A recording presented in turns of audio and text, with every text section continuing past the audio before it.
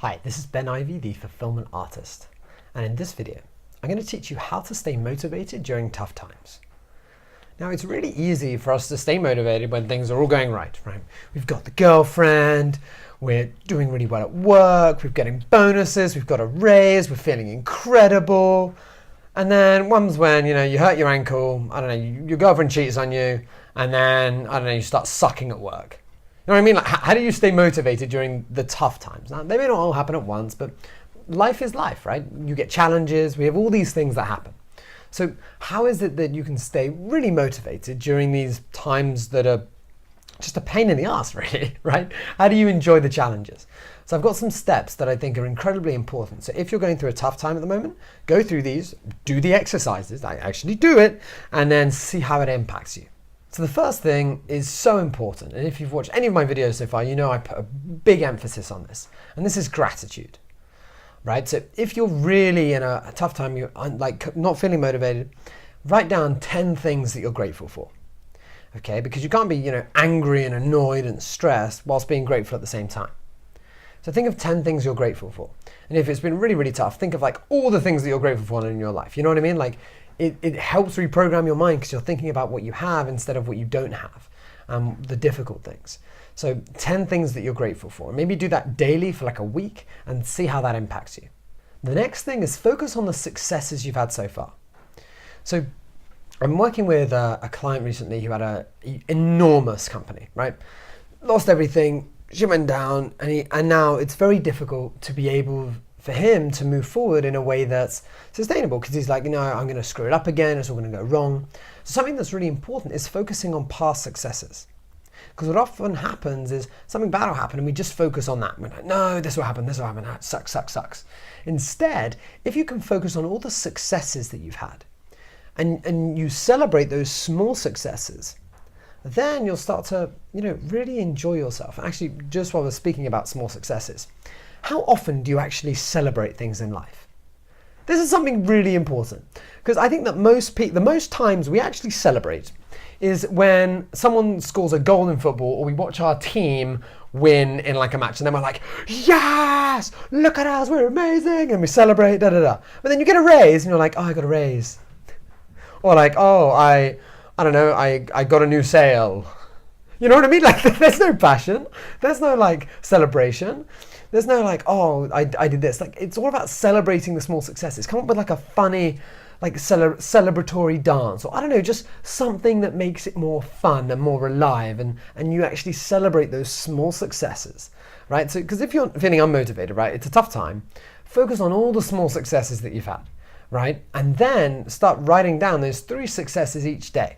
Because then you're going to see okay, I'm doing these successful things. That's pretty cool. So focusing on the success is really, really important. Number 3 is looking into focus on what you want. Right? So easy during tough times, we focus on all the shit that's happened. Right? Let's say, you got screwed over by your partner. Right? Like a business partner, and it's all gone tits up. Right? And you can say, I've lost this much money. I can't believe you do that. Look at what we were doing before. Now I've lost everything. That's what we say, right? Lost everything. Is it everything? No. It's important to pick up on those language patterns. But if something bad has happened like that, we often focus on all the crap, on all the things we don't have, instead of saying, okay, well, what do I actually want now? And that's a whole different shift. And as soon as you shift your focus, you're going to feel very different. You're going to feel more motivated. So really focus on what you want. Write down, okay, well, now that all this crap's happened, right, what can I learn? And now, what do I want? So really move that forward. And that's going to be a really big change because you're not focusing on the pain anymore. You're focusing on the future, on the pleasure, on what you actually want. That's a really big shift if you want to feel more motivated. And the next thing is read biographies. Not just any biographies or autobiographies, but of people that you really admire. Because my guess, and I say it's a guess, it's 100% going to happen, everyone has their own challenges, right? And if you start to read some of the most successful people in the world, what they went through, you're going to be like, oh my God, I cannot believe they had this much persistence and determination. I cannot believe how many times they failed. Right? A great one is Abraham Lincoln. Right? If you don't know his story, just check it out, even on Wikipedia. Just read what happened before Abraham Lincoln became president. It's ridiculous. right? I mean, just all the people that you admire. If you read those autobiographies, right, you're feeling crap, read the autobiography, yeah, that went crap, that was horrendous, blah, blah, blah. You're not going to feel as bad. It happens to everyone. Everyone has tough times in life. We all do. It's part of life. It's what makes life life. But we've got to be able to not let it be a hindrance and still press on forward despite all the exterior things that happen to ourselves. Next is spend time with family and friends. Spending time with relationships that we really cherish is a fantastic way to feel more motivated during tough times. I can't stress enough how important it is, even if it's just a few close friends, and just have a laugh, speak about something funny, like enjoy yourself. You'll just brighten up and realize you still have, the most important things in life, right? Which are, you love, relationships, like whatever it is, even just like one friend. Having someone there is just so, so, so important. So if you can spend more time with family and friends, then those are moments you're really going to cherish, and you won't be worrying about a lot of the things going on right now. Next is look for the silver lining.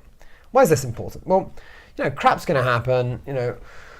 Is this the worst that could have happened? That's a great question, right? How could it be worse? Well, they could have taken everything and I still have this. I still have my house. Or I still have my health. I still have my heart. I still have a hand. You know what I mean? And if you think of the worst case scenario, it actually makes you feel a little better. So look for the silver lining. Okay, well, where's some sort of good in this, right? What could be the benefit? Well, imagine if 5 years down the line that happened. Wow, I'd be really, really pissed. At least that happened now. So if you can look for that silver lining, then it'll help maybe put a little twist or a reframe, and it'll help you move forward on whatever it is that you're facing at the moment. And the last thing is, remember, it's never as bad as it seems. So why do I say that? Well, if you look at life and you look at all the crap stuff that's happened, right? And we'll use an example, right? Let's say you quit your job or you lost your job, right? It's a common thing that a lot of people have, or you didn't get that interview, right?